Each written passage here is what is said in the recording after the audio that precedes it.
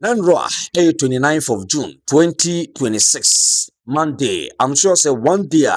Ghana for Erin Fita and Roy Sure Toye, our mind concrete Ghana, and how is in yeah. Yamiru Crane sure to crew Mama Sebi, a year month for but and Rod in it here. Na eswini esisto kache latest report update ebani se opimo avenua sabe nipa ba kwadan benkum sistema news update ebani se enye da is the more update any mu common e de ebanu ekweku multimedia TV across all social media oba comment or like or subscribe do man top latest update there obenya binyam na won my bia sit my kama culture say my entertainment kakra ni ama sports kakra to make sure so be follow here say TikTok sound so na opima IG Facebook ni ano obenya update audio yakopon shamo na onyo bia kese oba na wa comment wa like wa subscribe I'm sure there's lots of Ghanaians this day, thus a Monday 29th of June 2026 Ghana foreign feeder every year be ebe this year son say ohwe afibia ni munsem but this year the yamen rekrem and I say afidie and something come out do a ebubo banom enshida nyeda enikasem ewon mo na nrua nsu to yaman kokko Ghana na nsu na to no ohwe hawa nsu ni gire ye efa manfo hawa nsu no yamen rekrem na so sad woman konko Ghana na the Indians visa said then this kind of a year in yiri woman konko Ghana aswodin and I said the Indians no ya yesi e dan wonsuo and I said then you got us out and I said then the Indians every year biano insuo beto na sabi e yira manfom na opemo aye aveno latest update e ban say dipa bakom adan benkum so won but one eyewitness eden koma carry e die jaide fa aye koma udu a ebube so piemum na wa venua ipa bakom atani benkum so me brothers ni mo hanu no enaja me tasi nema o kwata ne mo enti me hu rubber ball kitwe bi eda kwata ne na no enti me imagine say me tra akwakofa rubber no enti me di minsa ko say me fa rubber ne sia na me ni minsa ne nipa nsa he den e ko hia he e na me ye den me guri ba me chi na me see Jesus and Jesus na make him say enye nipa na da hoyi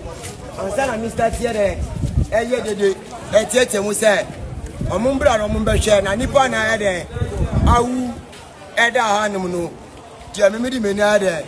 ahunu no ma fra manfo nye de omumbehwe because boys na wa to simi ni mo bia what you say na fe na Mr. Bisa brothers ni say omun check omun say omosu ana ansa na mo hwehwa mo se akaba ke friend kobi e be peja dead body na say kobi na ede eda bota ye ma onu nti eda Ghana force o man penyi any news and then come out to a web so news everybody fi eya veno eba na upie motama Newton the caption that's why it's little so one sad news awusia ebobo ba na nsheda nye iziba yemfa kwenya we so na yemebusuafo ni yakọ yemebusuafo ni ahyeden omo a upie man nsu awdo akomu demu ni anom yemebusuafo bibia yakọ izanse enye nse ni yepe no but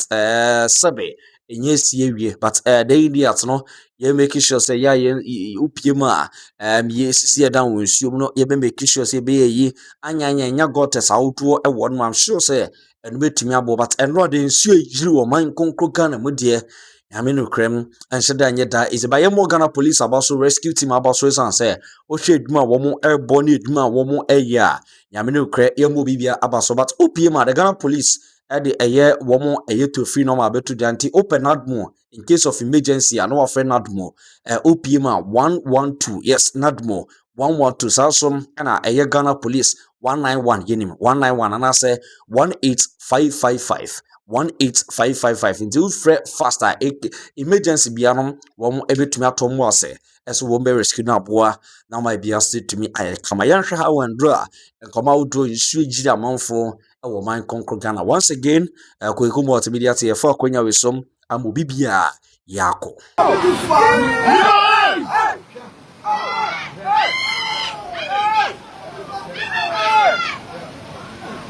Oh, business.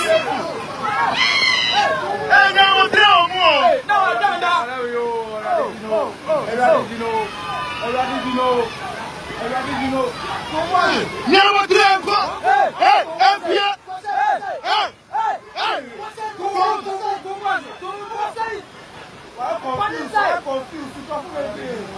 Wow. And we know. Also, we are trying. We're proud. We are trying. Another one. Oh.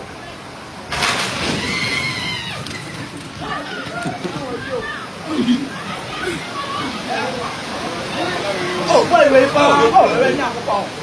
say the guy didn't put it here, yeah? One say a honey here.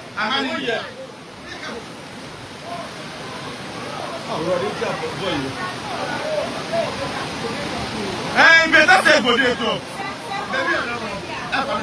And you also call it no free. We pray.